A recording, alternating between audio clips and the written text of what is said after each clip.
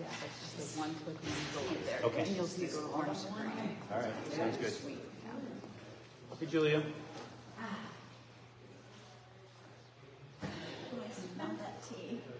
It's right here. Whoa. Isn't it delicious? Does anyone want it? I'll make another one. Oh, where am I? I had 2 coffees and green tea. So I had one. Yeah. Well, I started to work on that other talk for the, I guess it was Okay,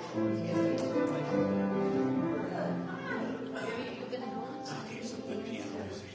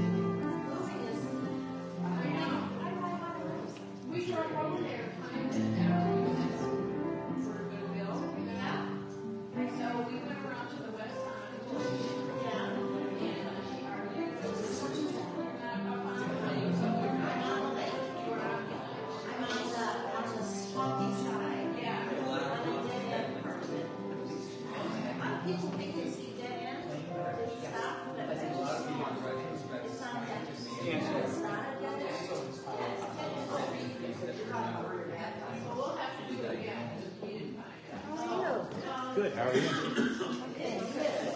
We were at, Hello, everyone, and welcome to our service this afternoon. Oh, we didn't go, I just got back from Welcome to all the virtual watchers, too. okay, didn't slaughter. 49-0. Yeah. Hello, everyone. It's nice, like 3 stages like this. I know. Hello, everyone. Hello, Mary. Hi,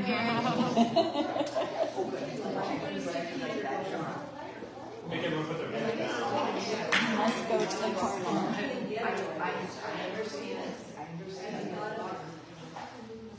I'm welcoming you all to our service this afternoon. And I would like to ask everyone to please stand and we'll sing our opening song together.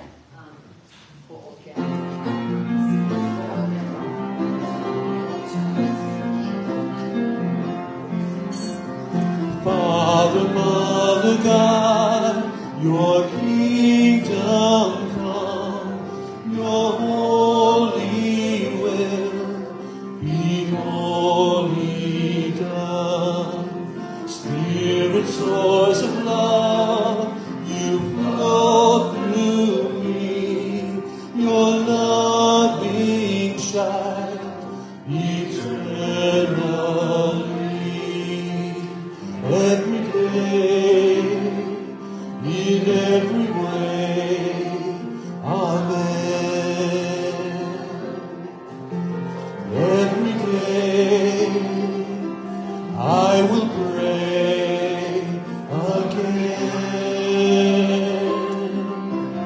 Father, Mother, God, your kingdom come, your holy will be wholly done. Spirit, source of love, you flow through me, your loving shine eternally. Everywhere, let love be there.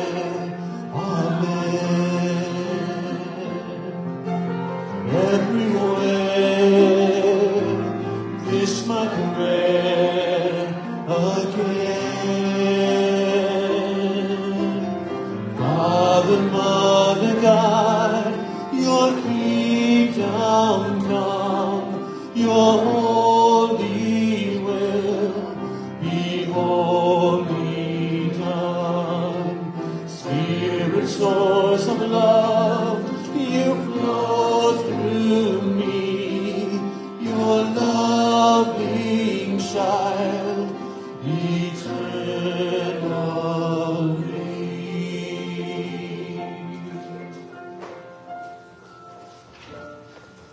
Thank you, everyone. Be seated, please. Just a reminder, too, that in your bulletin you have a connection card. If you have anyone that you would like for us all to remember in prayer later in the service, please fill that out. And as John comes around with the basket, just put that in, and your person or situation or condition will be included.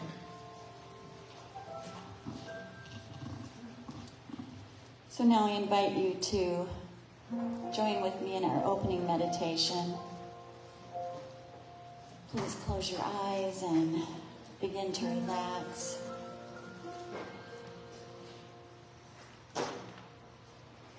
Let's take 3 deep breaths together, our fellowship breaths with the audible ah. Breathing in.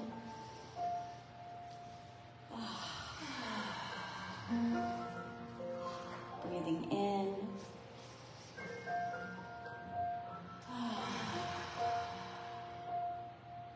One more time, breathing in.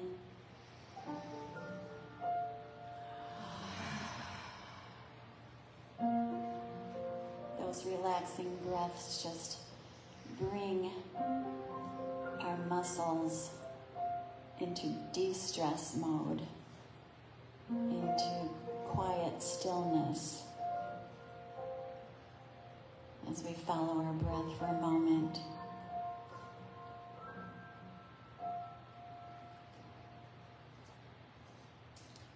We come together in fellowship to create in spiritual community.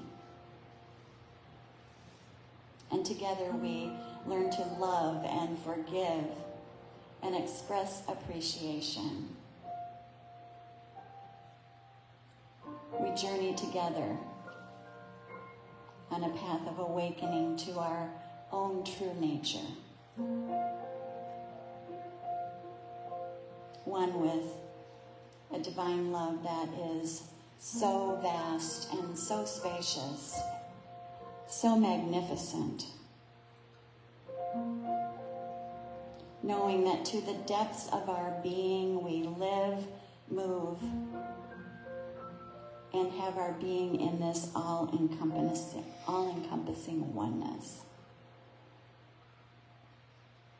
A love that holds us eternally, that wells up within us, surrounding us and moving through us, as us, into this world.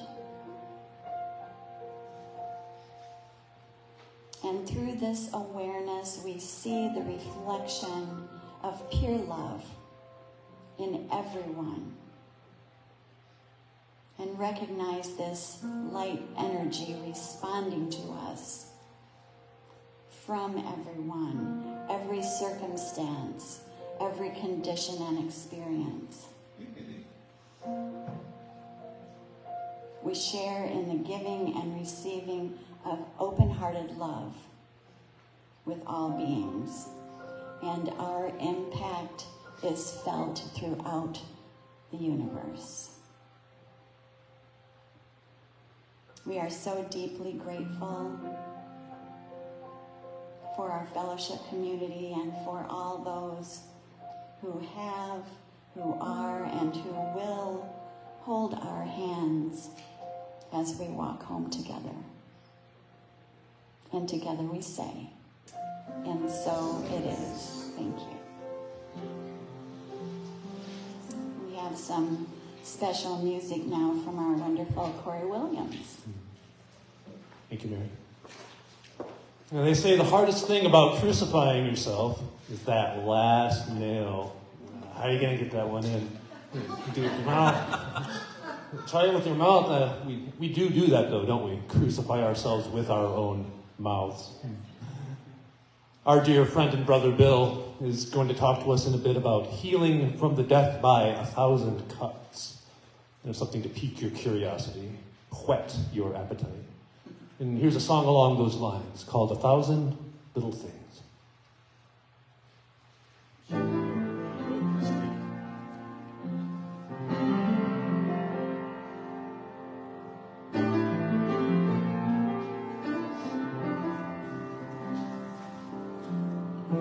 It comes no surprise to me.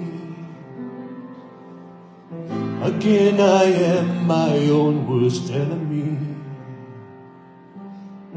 Another subtle self-sabotage. Another inner critical barrage. From the cruel but oh so usual entourage. Why do I let it begin? And why do I do it again? And why do I always give in? Every day, in so many ways, I forget it's happening. Every day, I give myself away to 1,000 little things. 1,000 little things.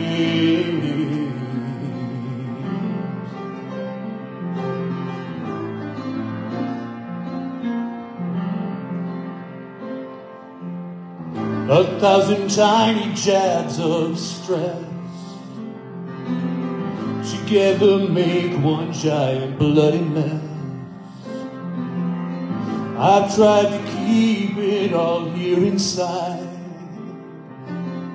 I've tried to make the whole thing hush and hide. In a ritual of chronic suicide. How can I make this all end? And how can I be whole again?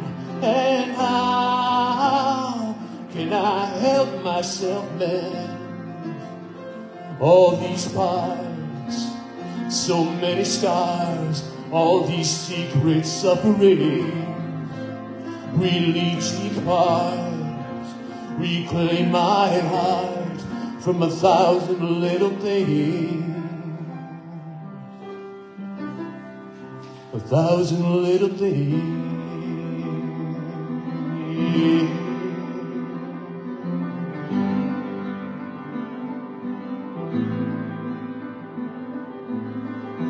In the silence of my soul,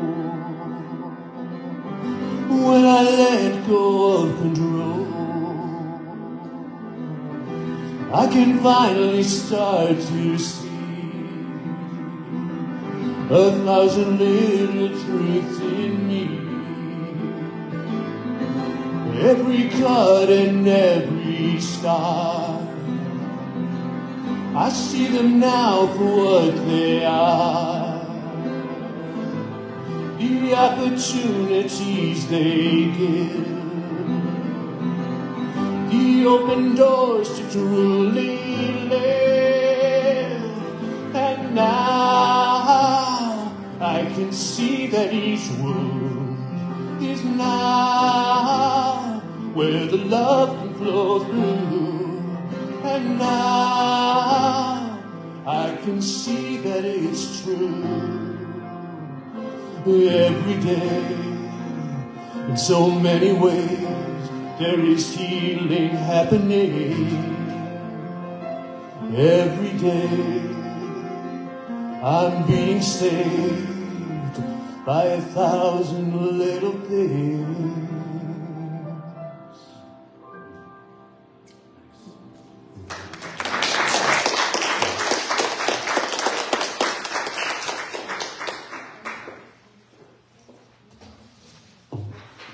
You composed that this week? I did. Finished it this morning, actually. Wow. Thank you, Corey. Thank you, Mary. Okay, so we're going to sing a fellowship song, and after hearing that song and knowing that we are healing every moment and becoming conscious of that, we're going to sing a song that reminds us of who we truly are. So please stand and turn to page 38, Spirit Am I.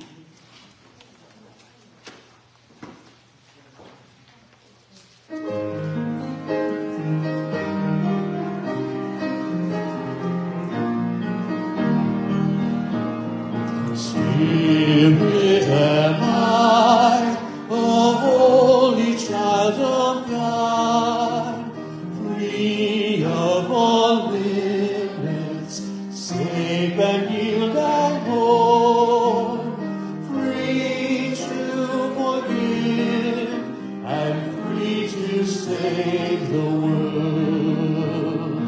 Peace be to me, the holy child of God. Peace to my sister, who is one with me. Let all the world be blessed with peace through me. This holy will be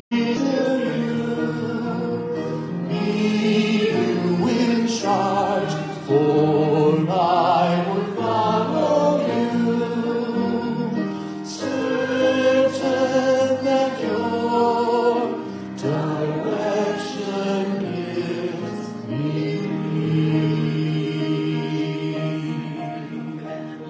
peace. And now we can take a moment to say hello to everyone.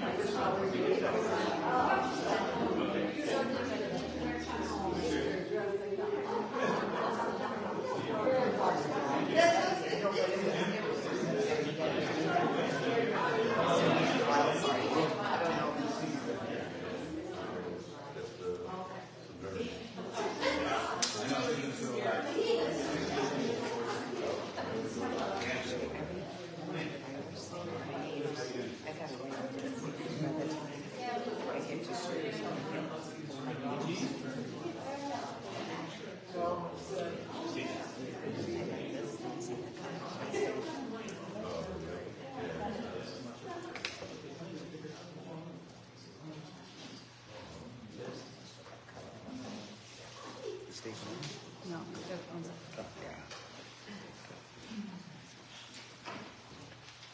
I'm happy at this time to introduce our speaker this afternoon.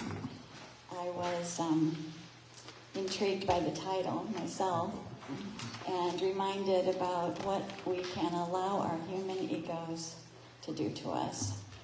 And I'm sure that Bill will give us some good guidance on how to prevent that. So let's give Bill Dietrich a warm welcome.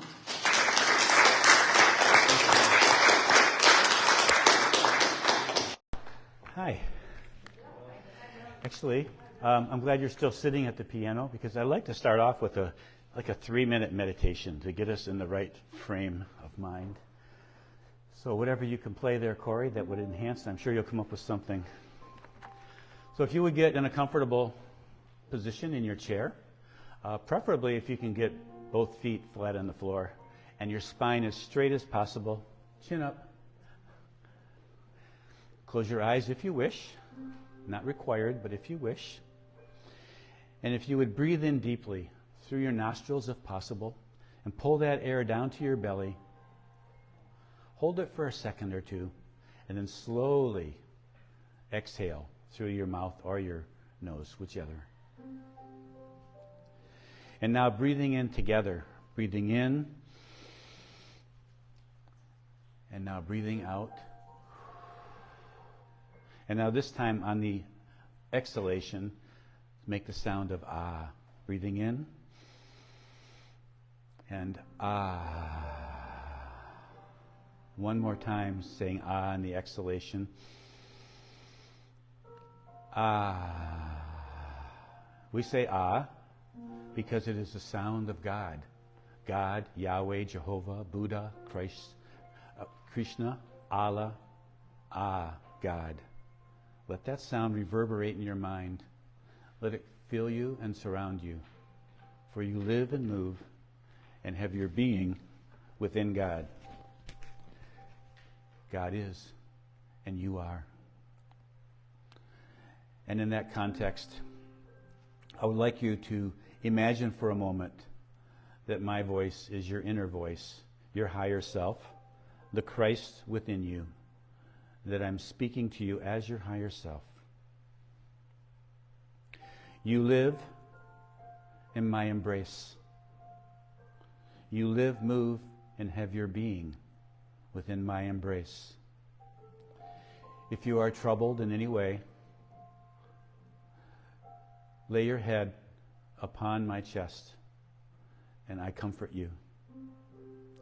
Feel the softness of the fabric against your cheek. Feel the strength of my arms around you. And know that you are safe. That you are taken care of.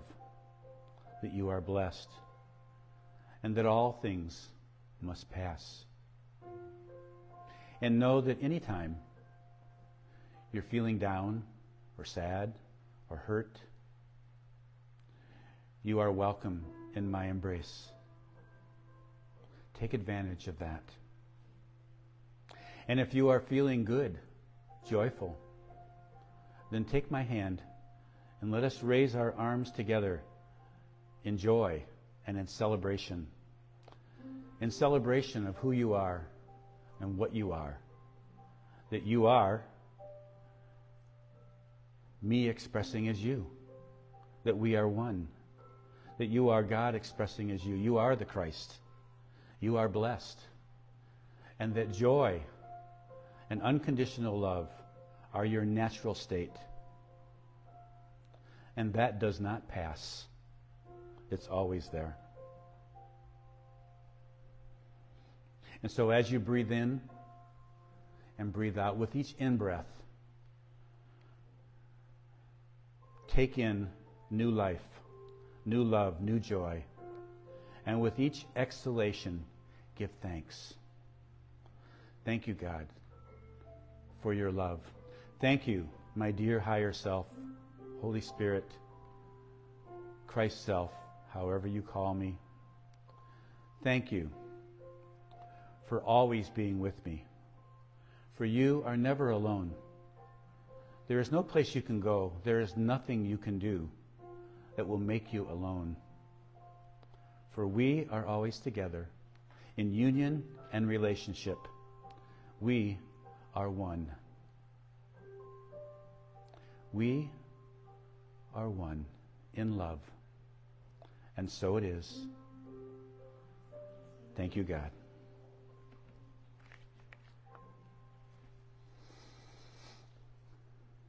Thank you, Corey. All right, come on back. My title is about unlearning and healing from the death by 1,000 cuts. First, a little bit about unlearning. If you've read A Course in Miracles, you know that we don't really need to learn anything because it's already in us. That if we know who we are and we identify with that person, then there's nothing that needs to be learned. If we know who we are, we know what love is already, and so we don't need to learn how to love. We just need to remove those parts of us that get in the way of giving and receiving that love. So how do we let go of those beliefs and perceptions? What do we need to unlearn? That's where death by 1,000 cuts comes in. Death by 1,000 cuts was a form of Chinese torture called Ling Chi, and it was practiced from about the 1200s to 1908, where the prisoner was tied to a stake in a public square, and he was cut many times over until he bled to death. It was a very painful death, and humiliating too. So the Chinese government stopped doing that in 1908, but we have continued it. We do it in our minds. So let's talk about that. Well, I do it to myself. A few months back, I found that I was doing a lot of negative thinking, a lot of negative stories. So I was cutting myself, every negative thought. Think about this for a moment. If you think 100 negative thoughts per day, and most people do way more than that, it only takes 10 days and you've done 1,000 cuts. And then you can do 1,000 more the next 10 days. That's how planet Earth life is with all our negative thinking. So what I know then, if I have negative thoughts, I need to identify them and recognize them. And the funny thing is, when I look at my thoughts, I can ask the question, am I the person who's thinking these thoughts, or am I the one who's observing myself thinking these thoughts? A similar question was asked by Eckhart Tolle before he started writing his books and he became a spiritual teacher. He was thinking about killing himself. And then he had this realization, who is this self that I might kill? Is it the self who's having all these thoughts, or is the person observing this self having all these thoughts? And that's what got him out of it. He realized that he wasn't really that self, that he was the observer. And so when I was observing myself thinking all these negative thoughts, I realized that I'm the observer. My mind is doing all these things, but that's not who I am. So mentally, I can stop thinking those thoughts, but that's not easy, is it? To just say, oh, I'm going to stop. Because they can be very compulsive and addictive to think the negative thoughts.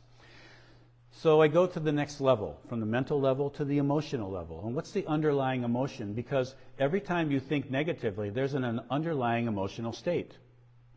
Because we don't actually think our thoughts. We attract our thoughts. When you have negative thoughts, you're not thinking them, you're attracting them by state of consciousness. Your consciousness draws them to you. And the way you know that is because whatever negative thoughts you're thinking, they're the same ones you were thinking last time, and the time before that, and before that. It's the same drama over and over again, or dramas.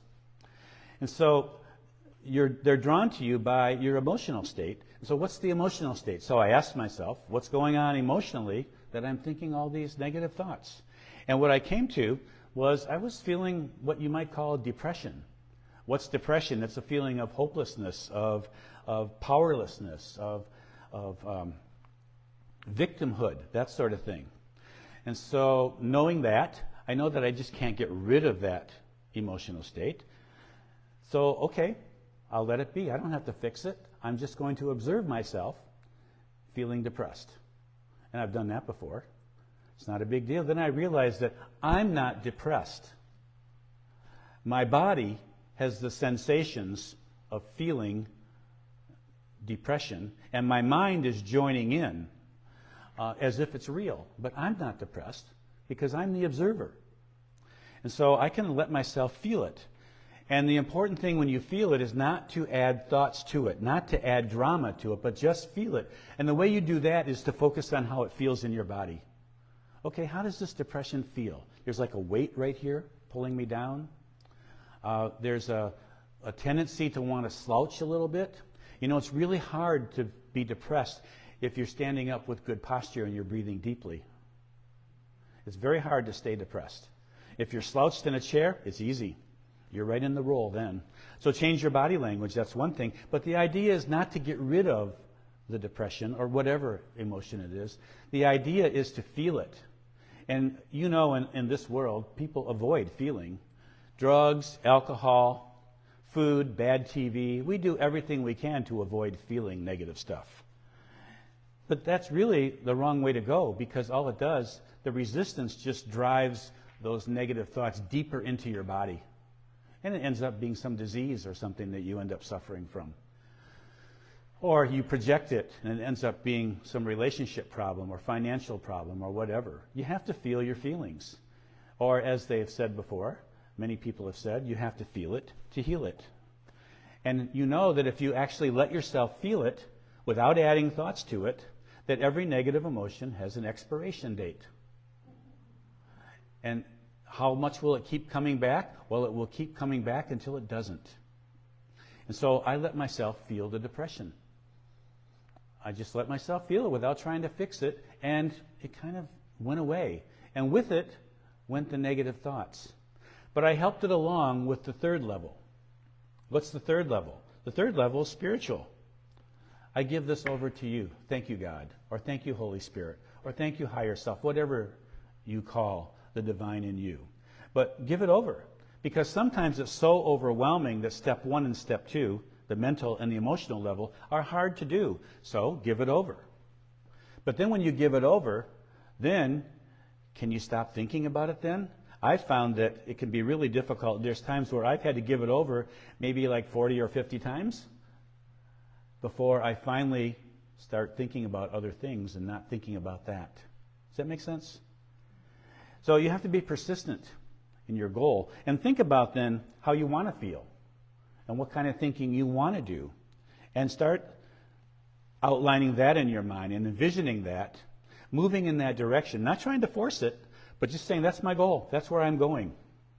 It's more than a goal. It's a state of being that's already within me, and I am reclaiming it. That's what we want to do. So in doing all of this, I broke the habit of being that self, because it's habitual. Negative thinking is habitual. So you have to break that habit. And then also, we have beliefs in us that and perceptions that are simply wrong, where we see ourselves as not good enough, or we fall into self-criticism or self-consciousness. Or it may be that you learned this from some childhood trauma. We all had trauma as children, because think about it, in ages birth through age 10, you are totally vulnerable.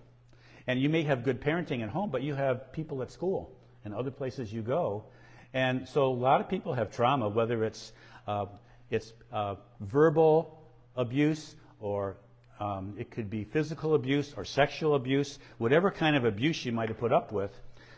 If you're still carrying that with you, if it's still something that's on your mind, then it's time to work through it, because the perpetrator is no longer doing it to you. You're doing it to you now, because you keep thinking about it. I know people in my own family who talk about stuff from the past where they were hurt. And when they talk about it, they sound like it's happening right now.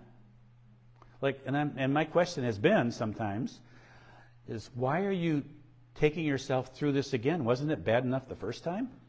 Why are you holding on to it? Anyway, so I wanted to ask you, is there a reason for carrying wounds throughout your whole life? I mean, when you die, do you get points for that if you suffered more? Sometimes in a conversation, people go for that, like, oh, I suffered more than you, and here's what happened to me. Top that. It's a contest that you don't want to win. We also practice death by 1,000 cuts on others. Criticism, personal attacks, sarcasm. I was having a discussion with one of my sisters earlier this week, and we were disagreeing on several topics. And so she started name-calling, and not in a real nasty way, but she was name-calling, you're this or you're that, and ridiculing my point of view. And so I just said, stop. Don't do that. Don't call names. And she says, I'm not calling you names. Yes, you are. You called me such and such, and you ridiculed what I said. I said, look, we can disagree. You are my sister. I love you. It doesn't matter if we agree or not. You're still my sister, and I love you. So if you want to have a discussion, that's great. You want to disagree with me, that's great. But do not call me names, and do not ridicule me for the way I think and feel. Tell me how you think. Tell me how you feel. That's fine. She apologized. So I think she got it. We'll see in our next discussion, because we disagree on several things. One night this week, I watched a really great interview with Robert F. Kennedy Jr., who's the independent candidate for president. And the interviewer was really trying to get him. And it was in front of a group, so people asked questions. he gets called a lot of names. If you know anything about him, he gets called a lot of names that actually aren't true. But it's a way of shutting him down, which is what name calling is about when people argue. It's a way of dismissing the other person and their point of view. Anyway, he gets called names, but he refuses to do that himself. For example, he disagrees very strongly with Joe Biden in a lot of his policies. And he was very detailed and factual about why. But at the same time, he says, I like Joe Biden. I've known him for 40 years. And then the interviewer, again trying to get him, well, how do you feel about Donald Trump gave you a compliment? How do you feel about that? He said, I value his compliment. I don't agree with him on a lot of things, but I still value his compliment. He says, we don't need to get personal and attack each other because we disagree. We need to be able to discuss things. So whether you like Kennedy or not or would vote for him is not relevant to this talk. His ability to discuss with absolute honesty, which he does, and he's also very factual, he does a lot of research, and not get into personal attacks. To me, it's like, I hope this is a trend. I love to see our politicians do that, regardless of what their point of view is or their policies, that we could just discuss things and see where it goes. So we know humans like to blame, right? We get into that. We think it lets us off the hook, but it doesn't. The truth is, no one else is responsible for your well-being. No one else is responsible for the state of your life. That's the fatal paradigm. The point of view that someone else did it to you, and they're responsible for how you feel right now. Other people do not determine your well-being. It's nice when you have people in your life who add to your well-being, but no one is responsible for how you feel. Every time you blame someone, you cut them, but you also cut yourself. When you blame somebody for something, when you criticize another person, it's like cutting yourself and expecting them to bleed. And sometimes they are bleeding if you cut back, but you're bleeding too. And you can both bleed out. That is death by 1,000 cuts. So along with that, it's important to stop spending so much time thinking about the past. The past is the past. Whatever you did, whatever you didn't do, whatever others have done or not done, it came from your state of consciousness at the time. We are limited by our state of consciousness. We have a learning horizon within that state of consciousness. This is as far as you can go in that state of consciousness. And until that state of consciousness changes, and it changes by doing the things I said earlier, identifying, becoming aware and identifying your thoughts, dealing with your emotions, letting them run through you, and turning it over. That's how you raise your consciousness and go to a higher level. And most people in the world do not do that.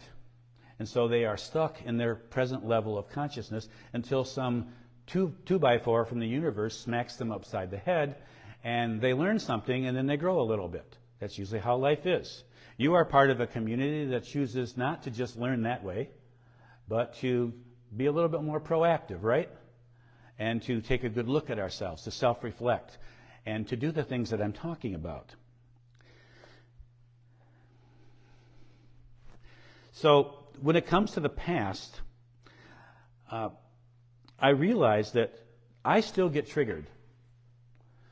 And I was triggered, I can't remember what day it was, one day earlier this week. And someone said something to me, and it was basically an attack. And I shot back. Later, when I was by myself, still feeling the anger, I said to myself, Bill, you know you're insane right now, don't you? Because I am. If you're angry, if you're upset or hurt, you are insane. You are not thinking clearly because you are in fight or flight. And when you're in fight or flight, then this part of the brain up here, the prefrontal and frontal cortex, the thinking part of the brain, is not operating. And what's happening is these little almond-shaped organs called the amygdala have taken over. And so you are now in a state of fight or flight. Excuse me, I don't usually sneeze when I talk, but there could be another one coming. You're not really thinking clearly because you can't. because your energy, your focus has gone to fight or flight. And fight or flight reactions are all conditioned. So when I shot back, that was like a conditioned response. It was an automatic defensive, offensive reaction to what was going on.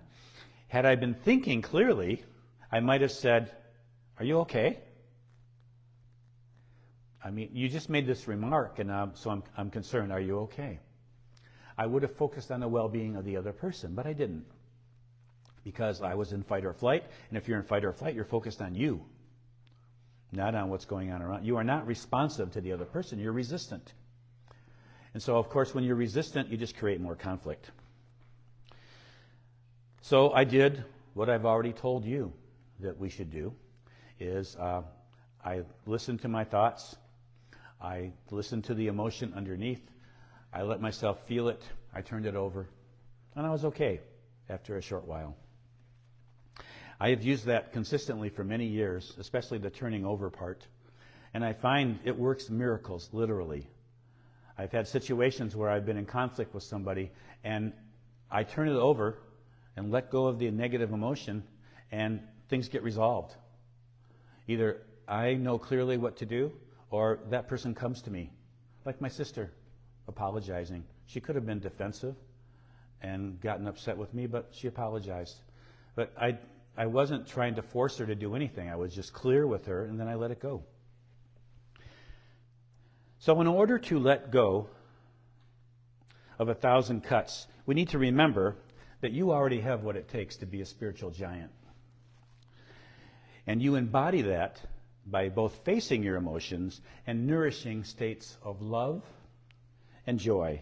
So in order to let go of 1,000 cuts, we practice instead love by 1,000 caresses, love by 1,000 positive affirmations, love by 1,000 embraces, 1,000 good words, 1,000 hugs, 1,000 blessings. And we embrace ourselves and others. Embrace our thoughts, our feelings. And you are encouraged and reinforced in these practices when you participate in groups of people that don't cut you, like this group right here. This is a safe place, right? You can come here and not be cut. You come here and you literally can get 1,000 hugs, if you want them, or 1,000 good words, or 1,000 moments of being listened to. You can get that here. That's why this is so valuable. That's why it's valuable to me. And hopefully you can do that in other parts of your life, too. So I have a little story for you about that. Decades ago, I was a middle school teacher. And I also coached girls and boys basketball. So there were a lot of long bus rides to other schools. And I would, on the way back, I would always sit with the bus driver. And she was the mom to one of the girls that I coached. And we would always have great conversations. And she rode her motorcycle. And it was probably about a 450cc. My experience up till that date was a 50cc. So that's a pretty small bike. Anyway, we were talking about it, and I said, I'd really like to learn how to drive a motorcycle. And she said, "Sure, you can ride mine." So, okay. Then I kind of forgot about it. It was during the winter, And in the spring that year, I coached track and field, boys and girls. And so one day after practice, I'm walking from the track to the parking lot, and there in the parking lot is this friend, my mom, not my mom, but, the mom, of whose daughter I coached, and she was there with her motorcycle. And she says to me, "Are you ready?" And I said, "Yeah, I'm ready. Let's do it." So I got on the bike, straddled it. It felt really big beneath me. 50 cc's and bicycles, that's all I'd ridden before. And so she gave me my 1-minute lesson in how to drive a motorcycle. Showed me where the clutch was, where the gears were, the throttle, the brake. So, okay, I guess I got it. So off I went. I shifted through a couple of gears, went pretty smoothly. But then I got to a part where I had to make a 90-degree left turn. And I didn't know how to do that. Obviously, if you've ridden bikes, you lean. But I just had this big thing beneath me, and leaning, I thought I would fall over if I leaned or something like that. So I froze completely, and I didn't do anything. I just kept going, and I ran into a parked car, bounced off the car, and started heading toward this container and freezing. And I started grabbing for things, and I think I popped the clutch and stalled the bike out about 2 feet in front of that big trash container. So I'm on the bike still. I didn't fall or anything. I look back behind me at the car that I hit. It has these black welts all along the side of it from the front tire. And the rear view mirror of the car is lying on the parking lot, broken. I shaved it off when I hit the car. And then I look at the bike here, and the rear view mirror of the bike is dangling down. I go, oh boy. But that wasn't the worst of it. I look to my right, and there's 40 7th and 8th grade kids staring at me with their mouths open. That was an embarrassing moment. Anyway, I was horrified and wanted to disappear. But the two moms came up, the one who owned the bike, the one who owned the car, and they were very reassuring. They asked if I was okay. They said, don't worry about it. Our insurance will cover the damages. They even told me stories of other people who crashed bikes, just to reassure me and make sure I was okay. And I appreciated that, but I was still completely embarrassed. And I was glad to get out of there. But I felt pretty bad the whole evening at this foolish thing that I had done. The next morning, I came into school early as usual, and there were 3 8th grade boys waiting for me. And they walked me to class, and I knew they were checking to see if I was okay. And one of them says to me, or he asks, how are you doing, Ace? And I thought, okay, this is the start of it, but it wasn't. Nobody said a word that day or in the following weeks. Nobody said anything about what I had done. It was completely quiet. And I thought, wow, it's not what I expected. I thought people would tease me or something, you know. So then that worked. I mean, that was maybe 4 or 5 weeks past. And that was the case until we got to the last day of school. On the last day of school, in our school, we had 5th through 8th grade. We always had an awards assembly. So we're in the gym. We got all the kids on the bleachers, all the staff members, a lot of parents. And the principal calls me up to receive an award. It's a driving award. And what it was this little wooden platform, and there's a metal plate on it that says, in honor of your first try. And mounted on top of that little platform was that rear view mirror that I had shaved off the car. And so everybody laughed. We enjoyed the joke, and it was fun. I tell you that story because I did something really foolish. I damaged a couple vehicles. I embarrassed myself, and yet I didn't get any cuts. I got 1,000 caresses. I got people caring about me. I got people overlooking that and giving me love and respect. And that felt good. That taught me something, that I don't have to jump all over myself when I make a mistake, which back in those days, this is a long time ago, that's what I did. But they didn't do it. So they modeled for me what I needed to do for myself, to be forgiving, to leave a little slack there. So that was the lesson for me. So that's why I say this community fellowship is so important, because you don't experience cuts here. At least I hope you don't. I never have. But only 1,000 acts of kindness, of compassion, of love. And of course, 1,000 hugs. You get that here. If you look in A Course in Miracles, in chapter 27, there's a section called The Healing Example. It says in there that if you love without attack, for just a moment, you will be healed. You don't even have to continue loving without attack. But just for a moment, if you drop all fear, all sense of attack, you are healed. And in the course of love, it says we live in the embrace. So we can stop rejecting and projecting our negative feelings and just accept and embrace them as we are accepted and embraced by God. So we want to avoid personal attacks and attacks against others. Disagree with others, certainly, even with passion.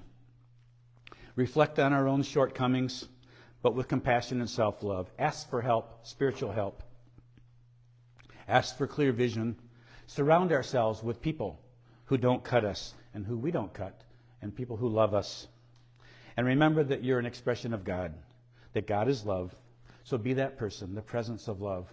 I'm a person who studies a lot of things deeply.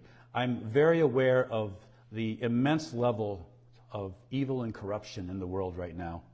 I mean, it's more than there's ever been because technology allows that to be so. I've read deeply into a lot of areas where there's just so much corruption. And I look at that, but at the same time, I look out at your faces. And I take a walk in the morning. This morning, I saw a young buck, and we stared at each other for a while. And I look at the color in the trees, and what do I see? I don't see corruption. I see timeless beauty. That's what you show me, timeless beauty. That's what my walks show me in the morning. So I could focus on the corruption. I read about it because I want to be aware, but not to be drawn into it. What I want to focus on is the timeless beauty exhibited by you, by nature, all that's around me. Focus on the timeless beauty. Thank you.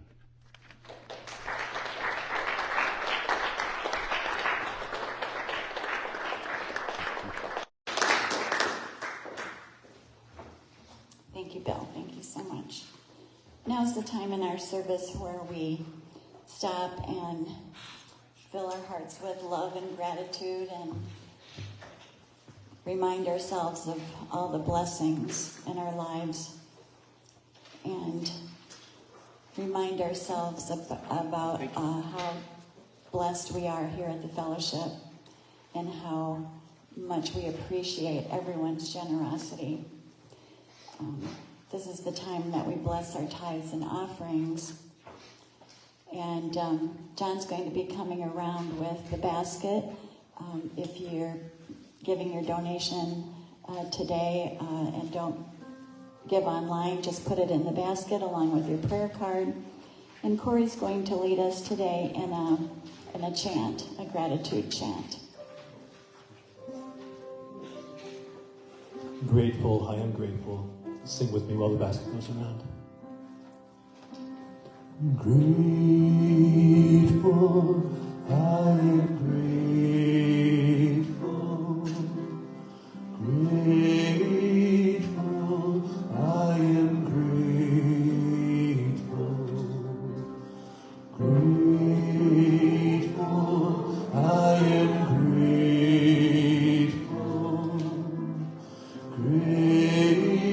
Grateful, I am grateful. Grateful, I am grateful. Grateful, I am grateful. Grateful, I am grateful. Grateful, I am grateful.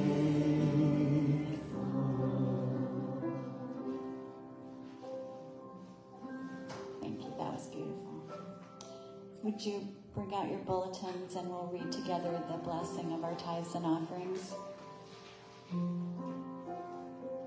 The light of divine love shines eternally, blessing and multiplying our tithes and offerings.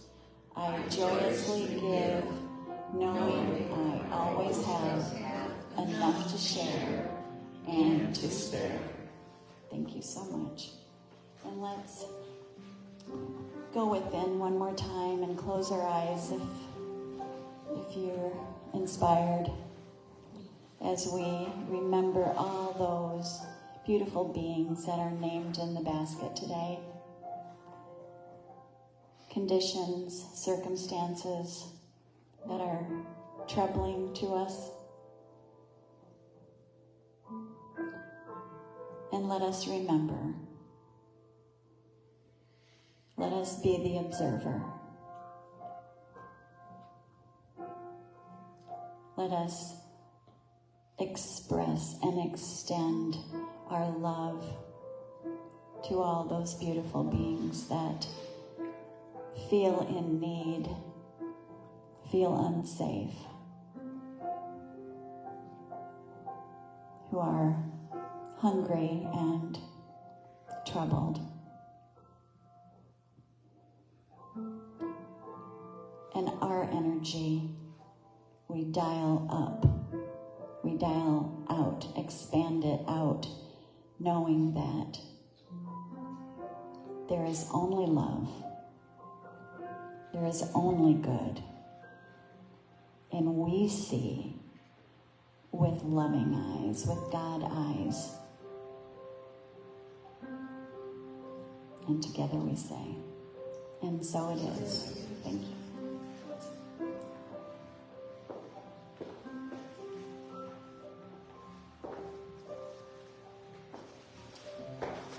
We have another song to sing together.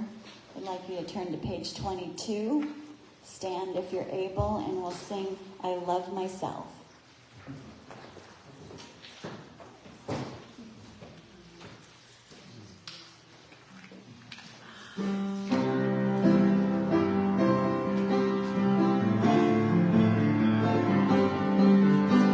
I love myself the way I am. There's nothing I need to change. I'll always be a perfect me. There's nothing to rearrange. I'm beautiful and capable of being the best thing I can. And I love myself just the way I am.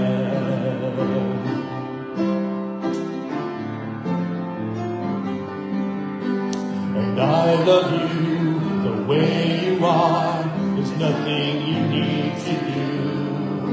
When I feel the love inside myself, it's easy to love you. Behind your fears, your rage and tears, I see a shining star. And I love you just the way you are.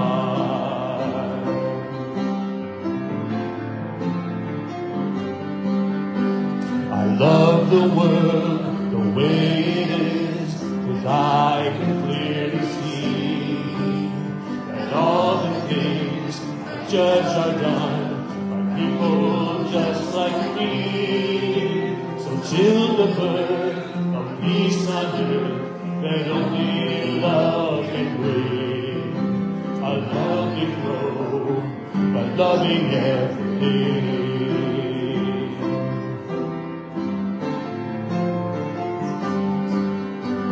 I love myself the way I am, and still I want to grow. But change outside can only come when deep inside I know I'm beautiful and capable of being the best me I can. And I love myself just the way I am. I love myself just the way I am.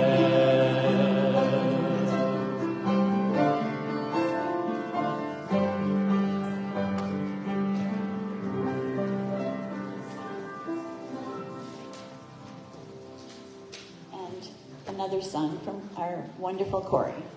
If I can find it, oh, here it is. Here it is. Here's one I haven't done for a little while. It's about letting go of stuff you don't need, stuff that no longer serves you. It's called No Problem at All.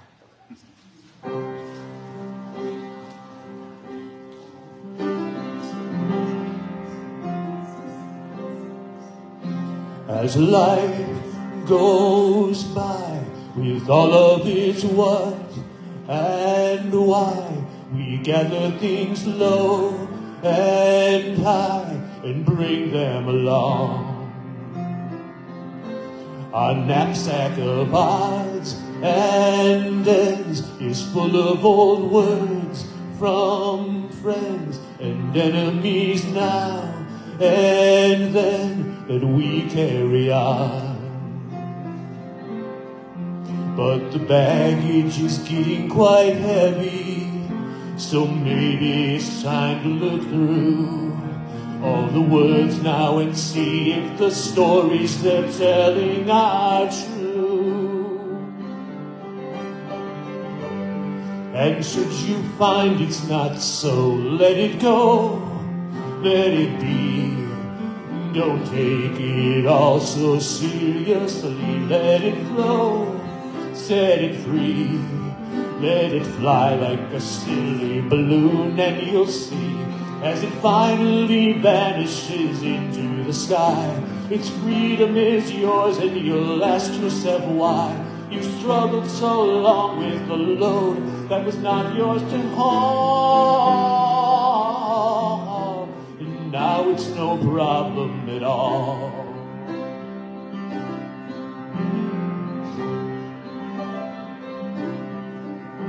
Yes, now it's time to look at the reason and rhyme behind all the truths and lies that we have assumed. To look past the eye and ear that make up our doubt and fear, and see with a heart so clear a world born anew. Every soul is projecting its story, a game with its own rules and scores. Better check now and see if the story you're telling is yours. And should you find it's not so, let it go, let it be. Don't take it all so personally, let it flow, set it free. Let it drift like an old paper boat out to sea. And as o'er the horizon it now disappears, with its make-believe grievances, worries and fears, you'll marvel that what seems so giant was really so small. And now it's no problem at all.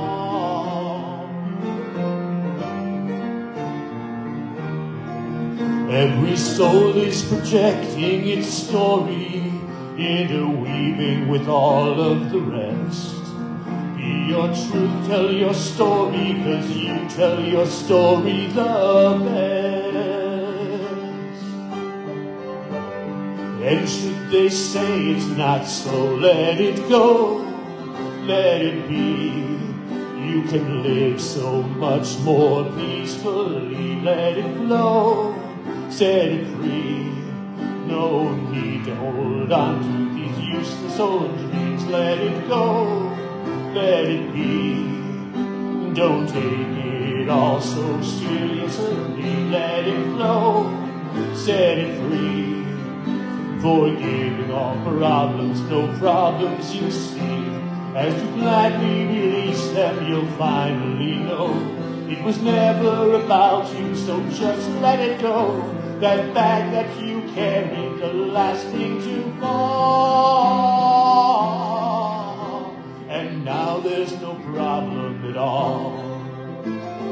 Now there's no problem at all. There was never a problem at all.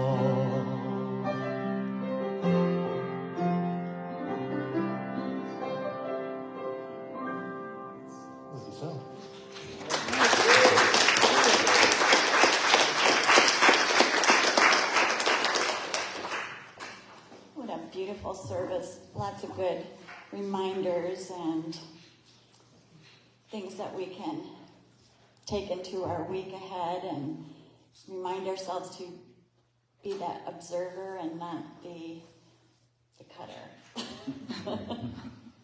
So I appreciate all of you being here. It's so good to see all of you, and I'm glad you decided to take the time to be with us this afternoon and watch virtually as well. I just have a few reminders, announcements. Potluck Sunday next week. There is no sound bath scheduled for this month, and check with Reverend Sue to see if there's a walk in November. Yes, November 5th, Waldemar Nature Center walk with Reverend Sue at 12:30 p.m. Get out into this beautiful weather while we still can. And now let's get together in our peace circle and say our closing blessing.